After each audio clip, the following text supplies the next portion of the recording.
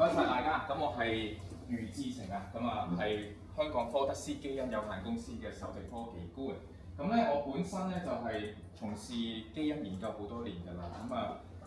咁亦都好多謝 Kitty 啦，咁邀請我哋去做一個分享啦。咁頭先都聽到就係、原來而家嘅自閉症譜系嘅障礙咧，診斷主要都係 observation 喎，即係一啲觀察上高見到啲咩病徵啊、行為啊，或者係從家長口中去了解嘅過程之中去獲得一個斷症。咁喺基因嘅層面又點樣去做咧？我今日就想帶俾大家有啲最新嘅研究、最新嘅發現，希望可以幫到大家了解多啲基因喺自閉症方面嘅影響係點樣啦。好，咁我先簡單介紹下科德斯基因係咩公司啦。咁本身2013年創立嘅，咁我哋其實喺科學園就成立咗都差唔多5年㗎啦，個實驗室。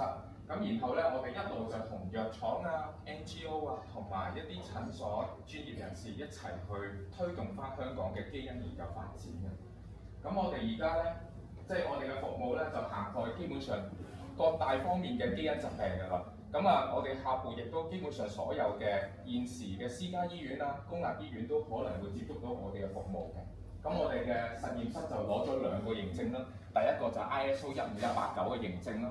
第二個就係 ISO 27001個人私隱嘅認證。咁我哋亦都係香港唯一一間指定研究中心係由香港政府嘅呢個 ITC 創新科技署認可嘅指定研究中心。咁所以咧，你會見到咧，我哋係基本上每年都會出 paper 嘅，出一啲新嘅研究論文啊。咁有咩作用咧？就係而家有好多嘅疾病冇得醫，唔知點樣去診斷，但唔代表將來做唔到喎。咁我哋可以透過同業界協作，同大學嘅專家去協作，一齊去揾出一啲新嘅罕見病嘅病因啦，或者甚至乎幫呢班病人咧揾到一個新嘅藥物嘅。例如我哋同陳浩然教授咧，亦都為好幾種嘅腦神經嘅疾病咧，係一直喺度致力研究一啲新嘅療法。好啦，今日嘅主題係咩咧？就係自閉症同埋基因啊。我係呢度有下個有我嘅 background 啦。我本身就喺中文大學咧就做研究嘅，就做一啲基因方面嘅研究啦。我亦都喺牛津大學咧就讀咗個電腦科學嘅碩士學位啦。我而家喺理工大學做緊講師嘅，同埋喺科德斯基因做緊首席嘅技術官。其實今日嗰個題目啦，自閉症同基因啦，我諗大家喺市面上或者報紙上都可能略知一二啦。好多時就會聽到一個消息就係話咧，自閉症同基因個關係好似冇咩定論喎。可能個證據唔充分喎。所以好多嘅病友或者係甚至乎專業人士咧，就覺得做基因嘅診斷咧，好似冇咩作用。事實係咪咁咧？陣間會同大家分享下。另外咧，我哋可能喺市面上甚至乎一啲藥房都會見到有啲基因測試喎。佢話自己係做到一啲風險嘅評估，甚至乎預計到個小朋友將來個 talent 喺邊，會唔會做音樂家，會唔會做一個運動員？嗰啲又係咪即係可以幫到咁多位家長去真係估到嗰個小朋友有冇自閉症咧？基因檢測係咪只係流於一啲預測風險，或者係一啲比較冇科學根據嘅一啲事情咧？所以今日都想俾大家知道，其實基因檢測可以點樣幫到醫生、幫到專業人士去更加準確知道個病因係咩？我哋首先睇第一個數據先啦。呢個係一個中國最近做嘅研究嚟嘅，就係 autism 嗰個盛行率啦。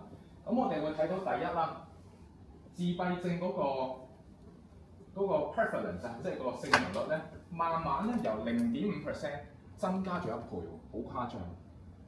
未來仲繼續增長緊喎。其實其中一個好重要嘅原因咧，就係而家嗰個診斷咧會越嚟越精準啊，會綜合除咗 observation 一啲觀察以外，例如基因，亦都一齊去做一個診斷。變咗大家嗰個關注度同埋嗰個工具上高更加精準嘅時候咧，會越嚟越多嘅一啲病友會診斷成為一個自閉症啦。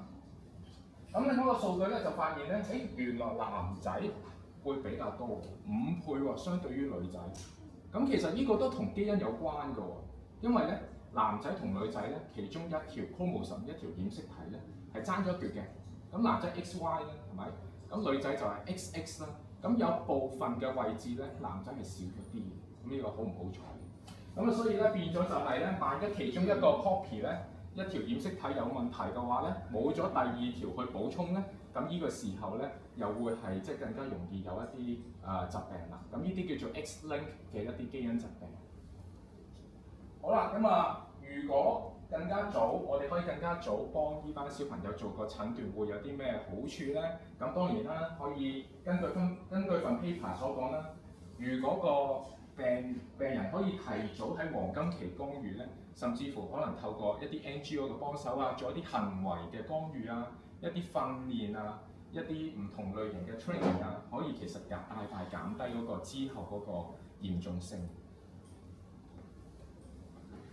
咁啊，所以咧根據另外一份文章所講啦，咁啊以前我哋聚焦嘅係右手邊啦，右手邊就係啲環境因素啦。咁可能係出生前嘅一啲媽媽嘅健康情況、飲食習慣啊，甚至乎係用藥嘅習慣啊等等，或者係一啲出生後嘅壓力啊、生活方式。咁以前我哋一般就聚焦環境因素嗰方面嘅，咁越嚟越多證據咧就喺左手邊基因嗰方面。咁其實咧10幾年前已經有科學家咧做咗一啲 twins 嘅 study 啊，即係一啲雙生兒、一啲 twins 雙胞胎嘅研究。咁如果雙胞胎其中一個有自閉症嘅話咧，另外一個有自閉症嘅機會率都係9成幾嘅。咁其實即係證明，因為雙胞胎兩個基因一樣㗎嘛，咁變咗就係咧個基因同嗰個自閉症個關聯咧，其實10幾20年前咧已經有人去發現咗出嚟嘅。咁去到最近呢幾年先至再做得更加 deep 嘅一啲 analysis 啊。咁啊，其中一個技術叫 whole genome sequencing 啦，透過全基因嘅一個排序，咁大家可以了解到每一個基因上邊嘅字母有啲咩改變。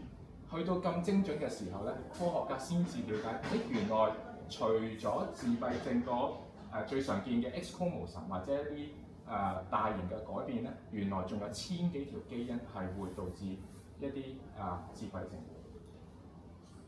咁所以咧，我哋睇一睇呢張 slide。以前嘅 understanding 咧，通常去到健康院、母嬰院，可能都會有上邊呢兩種測試嘅。第一個叫做 MECP2，就係 Rett 症候群；第二個叫做脆性 X 基因症候群 FMR1。咁啊，呢啲可能健康院或者係公立醫院都會免費幫大家做喎。咁如果 negative 嘅話，係咪等於個病人唔再係自閉症咧，係其他疾病咧？其實唔係嘅。咁啊，有兩個資料庫啦。咁第一個資料庫叫做 FDA 認可嘅 ClinGen 資料庫。呢個資料庫入邊咧，已經記載咗309條已經知道同自閉症相關嘅基因。另外一個非常大型研究，佢哋咧就將超過1萬位 autism 患者嘅基因做咗個全面排序。呢1萬人嘅排序嘅發現咧，就見到咧，原來有1255條基因咧係同自閉症相關。OK， 咁所以咧，去到母嬰健康院，如果 MECP2 或者 FMR1 negative， 係咪等於其他基因冇事咧？咁啊絕對唔係嘅。咁好多時咧，我哋要睇埋其他基因先至有個更加全面嘅 full picture。好啦，咁點解自閉症係一個 spectrum 咧？其實呢個 spectrum 咁闊咧，好重要嘅原因咧係有唔同嘅 pathway 都會影響大腦。OK， 咁啊傳統啲就係左手邊啦，一啲腦神經嗰啲神經元傳導出現咗問題。咁啊，例如信號傳導途徑嘅功能失調啦，或者係一啲GABA 受體啊，或者 serotonin 受體嘅影響啦。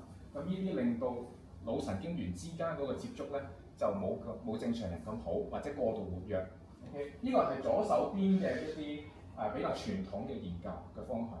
咁而家越嚟越多證據發現咧，原來氧化、炎症或者係媽媽陀個 BB 嗰時一啲免疫嘅反應，或者係線粒體嘅功能失調，原來呢啲都會係導致autism 嘅一啲症狀嘅喎。咁所以咧，成個自閉症譜系障礙咧係好複雜嘅，單憑 test 一兩條 gene 咧係唔足夠去睇晒成個 full picture。咁所以咧而家我哋睇翻國際嘅一啲公認嘅指南啦。咁首先左手邊啦，就係美國方面嘅一啲醫療指南啦。咁美國嘅醫科兒科學會咧，佢哋咧就推薦做全外顯子組或者全基因組作為一個一線檢測。咁咩情況下會做呢個檢測咧？就係當有一啲發展遲緩、智力障礙，咁個醫生佢哋美國兒科學會嘅醫生咧都會推介做呢兩個基因測試嘅。咁啊，權威嘅另一個權威嘅協會啦，叫做 ACMG， 咁啊叫做全名係美國醫學遺傳學基因組學學院。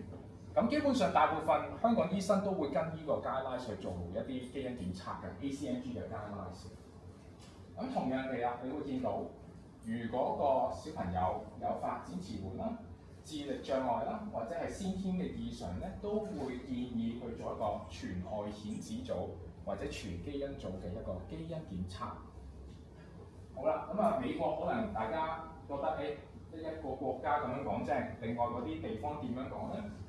澳洲我哋睇翻澳洲咧，皇家傳科醫學院啊，咁咧佢哋都會覺得咧，自閉症嘅病例咧嘅首要檢測都係做一啲基因嘅檢測。咁然後咧，如果特別係一啲特定嘅特徵，例如先天性異常、智能嘅障礙啦，同埋先天嘅畸形嘅話咧，都會建議做一個基因檢測。咁所以咧，呢啲 guidelines 咧其實係進步得好快。外國、美國、英國、澳洲嘅 guidelines 已經係追上潮流嘅。OK， 咁啊，所以我哋第一張三問嘅問題就係、究竟基因檢測係咪唔認可咧？係咪冇證據咧？其實唔係㗎啦。近呢幾年嘅發展，我哋睇到咧，其實各方各面嘅證據咧，甚至乎專家組咧，亦都係建議基因檢測作為一個 first line 一個一線嘅檢測嘅。咁點解近呢幾年個理解個進步會咁犀利咧？咁其實咧，透過全基因組定序咧，我哋睇到嘅嘢會多好多。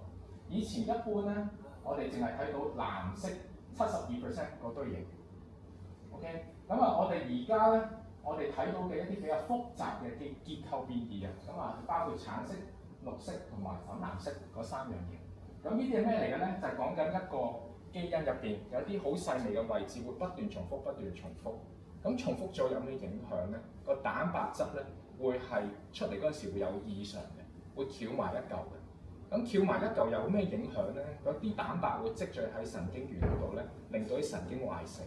咁所以咧，而家嘅技術咧，比起以前咧係更加進步，可以睇到嘅嘢更加廣闊。咁變咗我哋睇一睇個案例啦。咁啊，其中一個案例咧就係一位7歲嘅小朋友啦。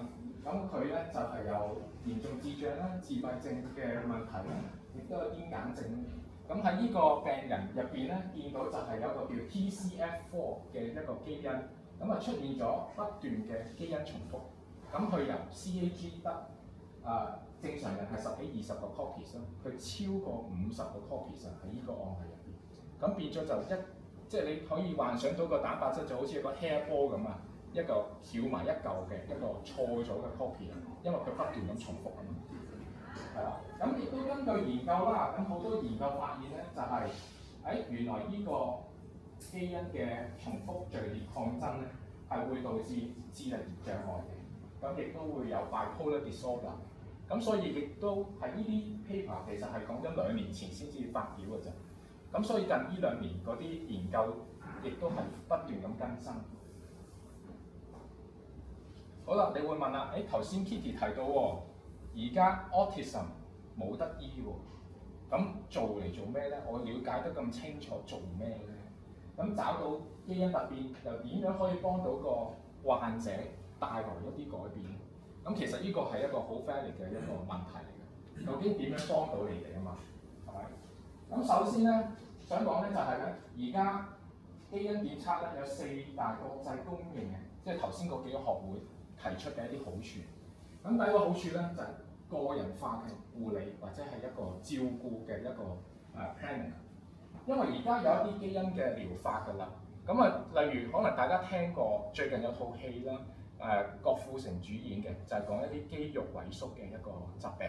咁其實嗰啲咁罕見嘅病咧，已經有一啲基因療法係推出咗，亦都 HA 咧係去 sponsor 呢啲嘅基因治療病。咁當然啦，自閉症未去到嗰一步啦，可能大家要透過 NGO 嘅努力啊，或者嗰個團體一齊努力啊，去發現更加多嘅藥物，同埋令到政府可以 sponsor 呢啲藥物。咁第二咧就係頭先提到咧，自閉症一個 spectrum 嚟嘅，咁未必係一個pathway， 可能係一啲腦神經元出問題，可能炎症喎，可能係一啲其他嘅途徑係出咗問題喎。咁了解到個問題喺邊咧，對於醫生嚟講都可以幫到更加準確制定一個治療方案啦。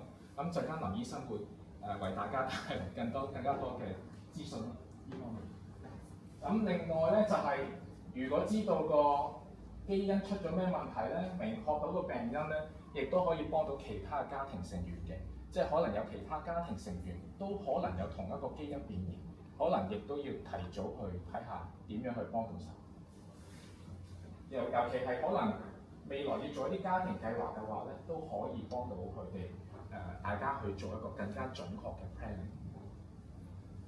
咁另外仲有就係希望可以幫到個孩子啦，即係更加了解自己啦，去認知自己嗰個問題，嗰個基因嗰個問題喺邊。咁可能未來透過更加多嘅協作啦，去令到嗰個病係更加係有一啲新嘅療法出到嚟。咁我今日帶俾大家嘅一啲科研上高嘅分享就去到呢度先啦。咁如果有更加多問題咧，可以歡迎同我哋去聯絡。咁我哋個 slide 上邊有個 QR code 啦，咁係我哋嘅網站啦。咁我哋嘅同事都好樂意幫大家解答一啲問題。